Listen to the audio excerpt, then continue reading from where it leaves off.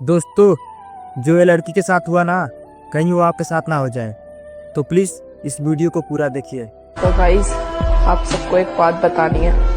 आप जो chow mein, pizza, momos, burger, chilli potato ये सब खाते हो ना, मत खाया करो यार, प्लीज मत खाया करो। वक्त से चुराया था जो अपना बनाया था, वो तेरा